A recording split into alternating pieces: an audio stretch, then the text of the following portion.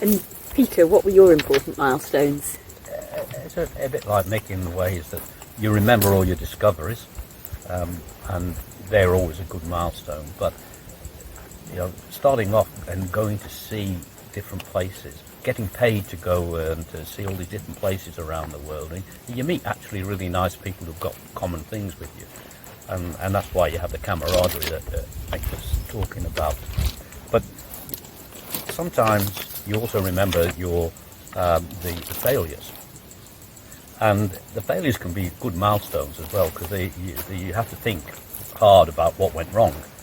I never had to do that. We found Jabiru, and I was the senior geophysicist who found it. And it came in exactly on prognosis, but I got the pick wrong and the velocity wrong. So, but it came in right. But they cancelled each other out. Yeah. So you get strokes of luck like that, and you dine out on it as well. So things like that. Corallina, when I first went to Woodside.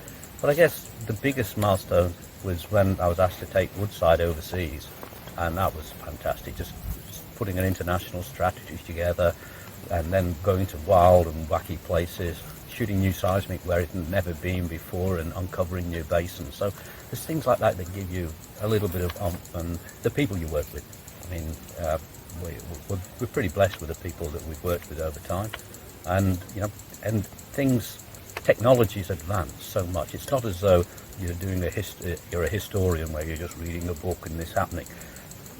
You start off, and when I started shooting seismic in '74, nobody would even think about that now. It's transgressed, and the quality is so good. So every time we hit an oil price crash or something doesn't work, as an industry, in geophysics especially, we've actually learnt and transgressed and gone to the next stage. So I think those are the big milestones where technology breakthroughs have really advanced and reduced our risk.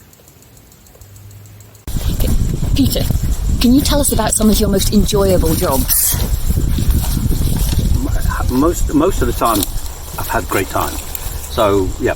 But there are some outstanding things that have happened.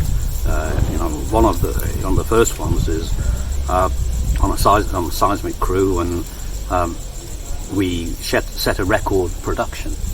And our client in Indonesia at the time was Philips, and he was so happy with us. He sent us cartons of beer, and it was Christmas time, so he sent us 2 turkeys for us to have at Christmas. So we gave them to our cook. Were they halal? No, well, I don't know.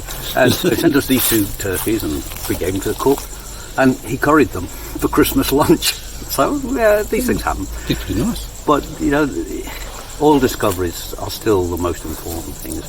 We made a discovery in Mauritania with Woodside. It was a really good discovery, and the logs came in, and they looked really good. We had the biggest column we'd found for ages, and then when we did some tests on it, it was gas, not oil, and the gas didn't really have any value there at the time. So, you have your ups and you have your downs, but when that came in and we thought, we've got a 180 metre oil column, it looked pretty good.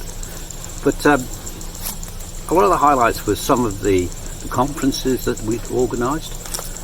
In Melbourne at that time, we organised quite a few conferences. We had one called the Deconvolution Conference. That was really good. Yeah. And that's because all the seismic contractors said they had a zero phase wavelet after deconvolution. So we gave every one of them a wavelet, a seismic trace to play with. And we said, put it through your deconvolution and tell us what the phase is. And they all came back 0 phase, and we plotted them all up. Every one of the 6 different contractors were different. Yeah. And they had to go back to the drawing board then to do that. But, some of the other things that are great was when I started shooting seismic, we had 48 traces, and we're shooting 6-fold data, and the quality wasn't that good. And then I've reprocessed quite a bit of that. A Sercel 338, and that was state-of-the-art technology. You could put 2 of them together, and you can get actually 96 traces. Then the Sercel 348 came in probably 1976, and that had 240 traces. and it was fantastic. It was just revolutionary. And of course, we've gone through the analog to digital, so everything moved a lot faster. But that made, we could get up to 48-fold data, and that was fantastic how that worked. So, again, as I said before, the way the technology has changed, so that we've got new things happening. And some of the experiences of meeting people,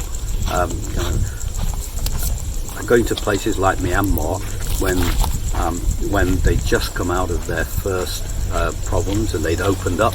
I was in BHP in those days, BHP Petroleum, and they gave me the job as country manager. So I had to go and set everything up. Brand new country. They were all really happy because they've got a civilian government, or not a civilian, they've got a government that would welcome people. But that only lasted 2.5 years, and then they came back in again and changed. So there's a lot of things have happened, both from the technical front and also from the community or social side of things and the learning. But again, I'll still go back to the fact that I'm still overwhelmed with how technology has changed, and it's given all of us who, we've started with very low level data. Now it's just amazing. But I'm no whiz on the machines anymore, so all this newfangled stuff, I'm not quite as up to it as perhaps Nick is. Read my ad, please. I read it this morning.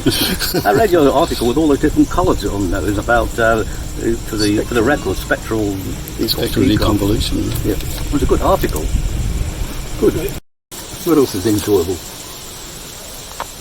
Oh, whilst you're thinking, one of the things that I really can remember was we've got a lady offshore, a woman, should I say? So my wife told me to say this, not a lady, a woman, and she was a technical assistant, and we got her on an offshore seismic boat in the mid-80s, and that was the first lady in Australia that went on a seismic boat. And she absolutely loved it, and the crew respected her and did everything. It was fantastic, but getting her offshore in the mid-80s onto a seismic boat was quite difficult. But it's great.